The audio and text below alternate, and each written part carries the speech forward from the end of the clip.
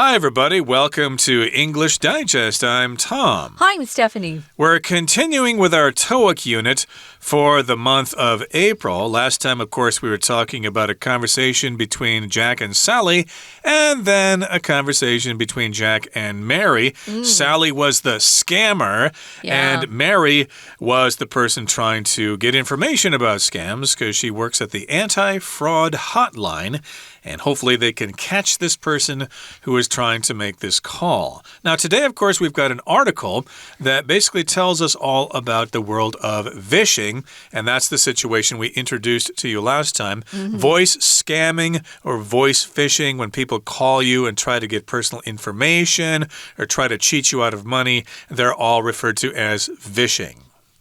Yeah, there are different kinds. I was looking up vishing earlier today, and I think everyone out there probably has heard of phishing, the phishing, which is a form of email usually that's trying to get some personal data from you. So vishing is through the use of voice or phone, and I really encourage people to go online and check out some of the ways to educate yourself about this stuff, but also to prevent it from happening to you. If you've got older folks in your family, especially, take good care of them. Some of them aren't aware of all these new ways to defraud people, and we need to make sure the elderly are protected. They're usually the victims of these kind of crimes. But it's not just the older folks nowadays, it's the younger ones too. So yeah, this is a kind of way to scam people, and you don't want to be a victim. So make sure you are aware of what's going on out there. The ways to commit crimes are just increasing as we speak. There are just so many ways for people to take you for a ride, which is kind of an idiom meaning, they steal your money, they take you for a ride. They're able to deceive you. And some people are really, really good at deception, and they seem to be sincere, but they're not. So be careful out there. We're going to go ahead and read through today's article, and then we'll be back to talk about some of these terms. Vishing is a kind of scam in which victims are manipulated into sharing their personal information over the phone. Criminals will undoubtedly lie about their identity to deceive victims into complying with their request. Some use recorded messages to sound real.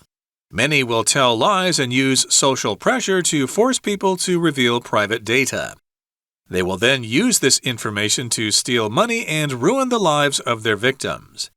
In a vishing scam, criminals often claim to be a bank or government worker and use their status to demand PIN codes or passwords to gain access to victims' accounts. Another scam variation involves telling the person they have won the lottery or exclusive prizes. This psychological trick can cause victims to drop their guard and dispense personal information. Nowadays, it's difficult to prevent vishing calls, but there are steps you can take to avoid becoming a victim. One is to install apps that block spam calls. More importantly, never give out any personal information over the phone. As a general rule, banks or governments never ask for this information in this manner. If anyone requests your personal data, ask for their name and title and call the bank or government branch's official number. You can also call 165 and speak to someone from the anti-fraud and internet scam hotline.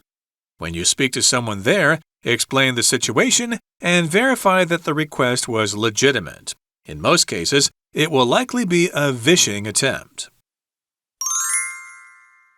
Let's dive in, guys. So vishing is a kind of scam. We often refer to the guys who are pulling off the scam as scam artists, as if they're very talented. And actually, some of these people who commit fraud are very, very believable. A lot of people that defraud older people, especially, or meet face-to-face, they're often very good-looking. I can't say they're always men. There are women who do it too. But yeah, they're usually very attractive people, very smooth. They're smooth talkers. We call them smooth talkers. But they're able to convince people to trust them, and then they steal their money. So, yeah, vishing is a kind of scam that's done by phone or over the phone, you can say that, in which victims are manipulated into sharing their personal information over the phone. If you manipulate somebody, you're getting someone to do what you want them to do, regardless of whether they actually want to do it. So, yeah, if people are manipulative, that's the adjective form. Usually, they're the kind of people I don't like to hang around much. I don't really like manipulative people because they kind of use people to get what they want. It doesn't necessarily have to be a criminal act. They don't have to be breaking the law or trying to actually steal money from you. But maybe you have a classmate who always seems to get you to help them with their homework, but they never return the favor. They never do any favors for you. I would consider that person to be kind of manipulative, who always gets you to do what helps them only and doesn't really help you at all. Especially if they kind of imply some kind of promise. I remember being manipulated in high school by girls. Oh, Tom, can you help me with this?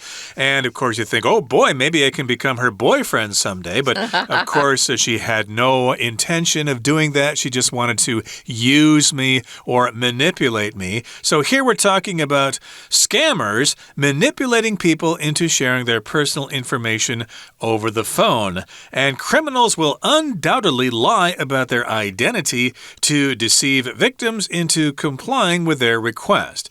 So these are criminals. People are doing something against the law. If they're caught, they should be tried and sent to jail or pay a big fine or whatever. And of course, they are not going to tell you who they are. That would spill the beans. That would let the cat out of the bag. So of course, they'll lie about their identity. They'll use a false name or something. Like, I don't think she was really called Sally, for example. She's probably got a different name. And, of course, they're doing this to deceive victims. If you deceive someone, you basically fool them. You trick them into believing something that isn't true. Yeah. So, these are criminals who undoubtedly lie. Most of what they do is based on lies. So, they lie about who they are, their identity, and they're doing it to deceive victims. These are all great words. Deceive, manipulate, comply.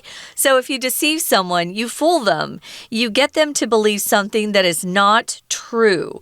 Usually, you do it because you're going to be gaining something through this deception. So they deceive victims into doing what? Complying. If you comply, you go along with what you're told to do.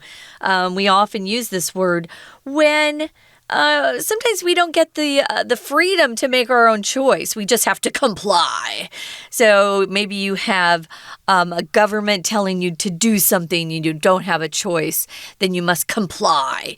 Or maybe you're a young kid and your parents tell you to do something. You must comply. You must obey. You don't have another choice. So they get these victims to comply with their requests, and some use recorded messages to sound real. Interesting. So many will tell lies and use social pressure to force people to reveal private data. So these are some of their techniques. They will then use this information to steal money and ruin the lives of their victims. So many people have been victims of fraud and they've lost their life savings. We often will use that phrase, your life savings. They were able to get some elderly person to give them their savings that they were going to need, to live on for the rest of their lives. Once you retire, you really just have your savings to live on.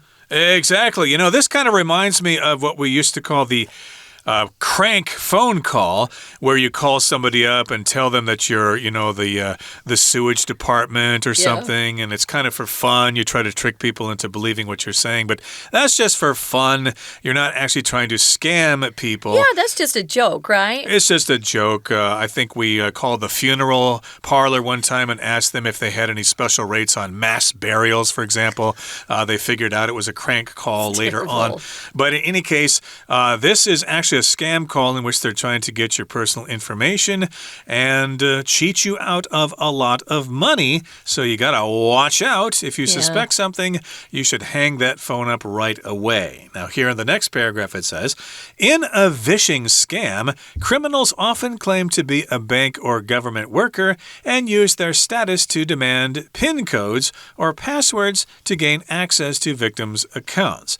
So this is basically how a vishing scam will work. Of course, they need to claim or state or say that they're some kind of official organization. They're a bank worker or a government worker. In the case with Sally, she works, I guess, at the credit card company or the bank that issued the credit card. She's claiming to be that. Of course, she isn't. And, of course, they use that status to demand PIN codes or passwords. Now, PIN code is personal identification number.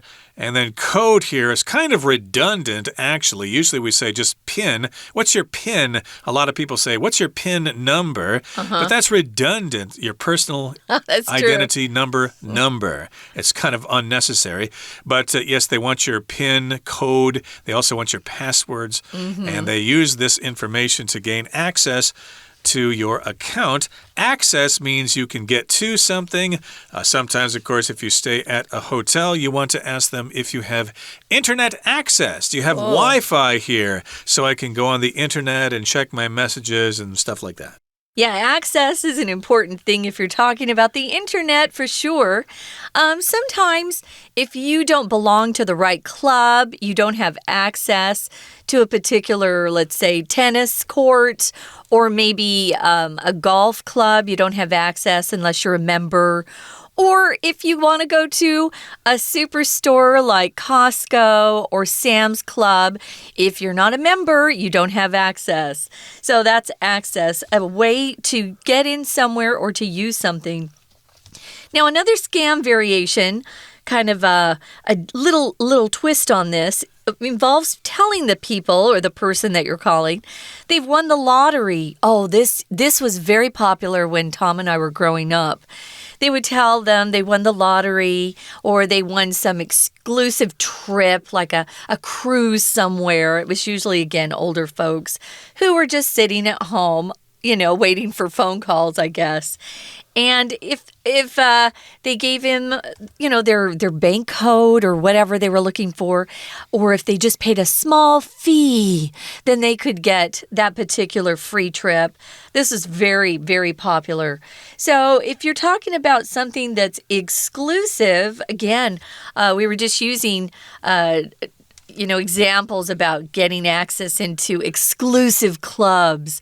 If something's exclusive, it means not everybody can go in. It could be very, it excludes people who are too poor, excludes people who are not smart enough. I guess there's a club for the Mensa Club for people who have really high IQs.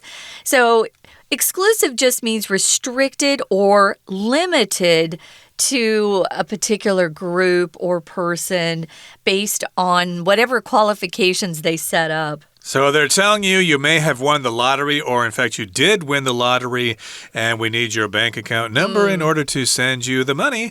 And you may have also won exclusive prizes, special prizes. So, of course, if we want to give them to you, we need some information from you.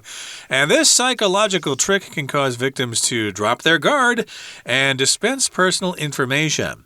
Now, of course, if you drop your guard, you're not careful enough. A lot of people, of course, have their guard up all the time because they're afraid people are going to try to embarrass them or to cheat them. But sometimes we get caught off guard and we're not careful, and people can actually manipulate us and use us. And in this case, you might dispense or give out personal information. Yeah, we use this word dispense to talk about giving out. For example, if you go to the ATM and you want to withdraw 5,000 NT dollars, you put in your information and then that machine will dispense the cash. So we use that. Or if you go to a drugstore, the pharmacist will dispense the medication that your doctor has prescribed.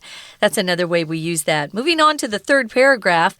Nowadays, it's difficult to prevent vishing calls, but there are steps you can take to avoid becoming a victim. Here's one idea, and that's to install apps that block spam calls. So nowadays we have all these apps, right? And so I guess people have gotten smart about this and have invented apps that can block all these spam calls. I still get too many spam calls. It's irritating. But a spam call means they don't know you. They're just randomly dialing numbers to get you to buy something. It doesn't have to be a vishing call. It can be a legitimate call where they want to sell you whatever. I get those a lot, especially for stocks and bonds. You could get an app, though, that blocks those. Yeah, you'll probably receive these spam calls on your smartphone more often than the house phone. I don't know how many people still actually have house phones anymore. Oh, yeah, that's true. The one my wife received a couple of weeks ago was on the house phone, which seemed rather suspicious to me. Why would they call your home phone and not your smartphone or your cell phone or whatever? So, yeah, you can install an app on your phone to block those spam calls. Or on my phone, it says, suspected spam call. Do you want to answer this? And I usually don't answer phone calls unless I know who is calling. Oh, yours actually will say suspected spam call? Well, my last phone did. I don't know about my new one. Oh, mine doesn't do that. That's nice. My last phone died on me, so I don't know if my new phone will do that. But yeah, I don't answer calls unless I know who's calling. And more importantly, never give out any personal information over the phone. Right. That's the cardinal rule. That's just what you have to remember. Never give out any personal information, such as your actual name, your ID number, your bank account, your passwords, all that stuff. Don't do it over the phone, and if they really need that information, go to the bank itself and talk to them face to face. They'll probably say, oh, we never made that call to you. That must have been a spam call. It must have been vishing. Yeah, that's really good advice. Just go and talk to your bank representatives yourselves and make sure that you're not responding to somebody who's a fake or a scam artist. Tom used something that's kind of cool. He used the phrase cardinal rule. A cardinal rule is just a rule that you always want to remember. It's something that everyone knows. It's something that you don't want to break. So cardinal rule, very important to remember. Now, this is in Taiwan that you can call 165, but you can also speak to someone from an anti-fraud or internet scam hotline about what happened to you. When you speak to someone there, explain the situation and verify that the request was legitimate.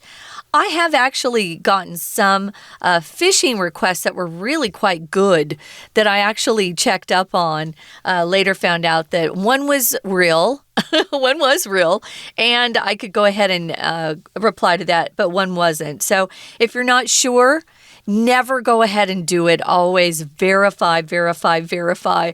Verify means you make sure what you're seeing is true or real.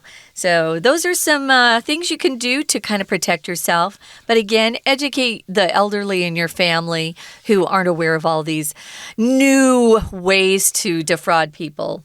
Exactly. So we wrap up here by saying you need to call 165 to report this activity to the Anti-Fraud and Internet Scam Hotline. As Stephanie said, this is the number for Taiwan. And when you speak to someone there, explain the situation. Tell them exactly who called you or what they were claiming to offer you or what kind of information they wanted. And, of course, you need to verify that the request was legitimate. It usually isn't. Sometimes it is, but they'll probably send you an email or something like that. In most cases, it will likely be a vishing attempt. I did also want to mention that it's not only phone calls, but also emails as well. So if you see emails in your inbox, that can be very dangerous because if you don't know the nature of that email and you click on it, you may let Trojans into your computer and you may be inviting a ransomware attack. Yeah, never click on links from emails that you've gotten that you don't know. Links are the worst because that's what installs the software. Okay, that brings us to the end of our discussion for today. Let's listen now to our Chinese teacher, and after that, we'll be back with some discussion questions. Hello everyone, 我是派老师。今天讲解的是4月20号 Unit10, A Deep Dive into the Dark World of Vishing. 今天这一课是多益单元第2天课程。昨天课程里，听众应该都了解到什么是 vishing scam 了。如果有人打电话给你，意图要骗取你的个资，这就算是 vishing 了。今天的文章更明确地对 vishing 下定义，把常见的诈骗手段告诉读者，最后也教读者怎么预防，免得成为诈骗的受害者。Without further ado, 我们一起看看今日课程内容的学习重点。请同学先看到第一段第一个句子 Vishing is a kind of scam in which victims are manipulated into sharing their personal information over the phone. 好，请同学先确认 scam 这个字，这是指诈骗。那这样的诈骗呢，是怎么样的形态？在这诈骗案当中 in which 这个 which 代替的就是 scam， 在这诈骗案当中，受害者 are manipulated into 这里用被动，那就是被操控、被操弄。被操控、被操弄做了什么事呢？ Sharing their personal information， 原本他们无意这样做，但是是被操控的做了这件事。那罪犯呢？犯罪分子他们会谎报身份 They lie about their identity to deceive victims into complying with， 骗别人做什么事？我们的用法是 deceive somebody into doing something。好，这里就是欺骗受害者，要他们遵从他们的要求。这里呢，我们再来看到文章告诉我们，下面有2种不同的诈骗手法。第一种呢，就是他会使用已经预录好的讯息，听起来比较像真的。再来第2种 ，Many will tell lies， 有很多人呢，则会说谎，然后利用社会的压力，逼迫人 reveal private data， 要去说出自己这种个人资讯、个人资料。好，那接下来如果你不幸的把个人资讯提供给他们 ，they will ruin the lives of their victims。这些诈骗的人呢，就会摧毁了受害者的人生。再来，我们看到第2段，进一步的让我们知道他们到底是怎么样在电话语音当中骗人的。In a vishing scam,Criminals often claim to be 好 claim to 就是他们常常仰称，他们会说他们是政府公职人员，或者呢说他们在银行上班，然后呢利用这些职称要求受害者提供密码 demand PIN code。 这里的 PIN code 指的呢就是密码。那要干嘛呢？这样他们就可以进入受害者的账户当中。 They will gain access to victims' accounts， 他们呢就可以去进入这受害者的银行账户当中了。那再来，请同学看到这一段最后一个句子，一般的受害者常常都会有这样的情况，他们会被诈骗所影响。这些诈骗呢，其实都是心理上的骗术。The psychological trick can cause victims to drop their guard， 会让受害者的心防呢松懈。Drop their guard， 那你一旦呢松懈了心防 ，once you drop your guard， 那危险就来了。这时候你就可能会泄露个资 ，dispense personal information， 你就会提供你的个资。提供个资之后，就会有一连串的麻烦了。那接下来这篇文章很好的是，不只告诉我们说这些电话语音的诈骗案是怎么做的，也告诉我们应该可以做哪些事情来预防自己受骗。所以第3段其实是用主题句的段落写作方式，第一句就是主题句 Nowadays 这个部分，意思是很难阻止语音钓鱼电话，不过我们可以采取一些措施，不要让自己成为受害者。那有哪些做法呢？ One， 那就是第一种做法 is to install apps that block spam calls，就安装一些应用程式来阻挡垃圾电话。好，那接下来我们看到这里呢，文章在提醒我们说，还有一点很重要的，绝对不要在电话上提供个人资讯 ，Never give out any personal information。Give out 那就是透露出去，不要透露个人的资讯。好，那一般的原则就是呢，银行也好，政府也好，是不会要求我们在电话上告诉他们我们的密码的。万一有人真的这样子问 ，ask for their name and title， 就是问你的名字是什么，你的职称是什么，然后呢，你打电话到这家银行或者公家机关，它的电话你打过去来确认。不过老师必须告诉大家，其实这还是很有风险的，大家呢务必要小心。一般而言，不要轻易的在电话上提供呢个资，甚至于密码。再来第二个部分，文章告诉我们，还有一种做法，就是打电话去反诈骗专线165-165来确认一下。然后一旦接通了以后呢，你可以跟他解释状况 ，explain the situation。And verify that the request was legitimate， 然后进一步的去确认对方的这一种要求请求是合法合理的 was legitimate。 好，以上就是我们针对多益课程第2天课文内容所做的中文讲解，谢谢大家。 We're going to take a quick break. Stay tuned. We'll be right back.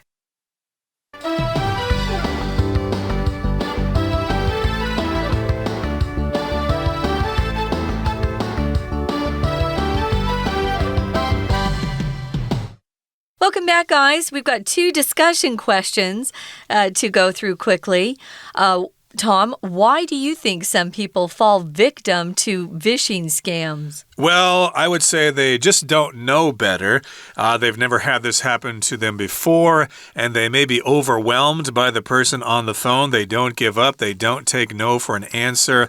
And some people are just weak, and they just say, okay, what the heck, I'll give you the number just to shut you up.And that's one reason. People are just weak, and maybe they're old as well. What do you think? Yeah, I think some of the elderly perhaps are too polite. So maybe not be so polite. The second question is, can you think of some other steps you can take to avoid vishing? I thought of just, if you get a phone call and you don't recognize the number and they start talking to you, just remember that your bank won't call you unless you've requested your bank to call you. Sometimes you have a problem and they'll say, give us your phone number and we'll call you back. That's different. But if someone calls you from a quote-unquote bank or your bank, I would just politely hang up. Yeah, one step, of course, is to just use your answering machine or your answering service and let them leave a message. And then you can confirm with your bank, hey, did you guys call us about my credit card being used by someone in Tokyo? No, we didn't. That must have been a scam call. So thank you for telling us. And yes, indeed, these are some things you can do to avoid phishing. And we wish you the best of luck in that. We certainly don't want to hear about any of our students being the victims of vishing or scam calls. That brings us to the end of our discussion for today. Thanks for joining us. Please join us again next time. From all of us here at English Digest, my name is Tom. I'm Stephanie. Goodbye. Bye.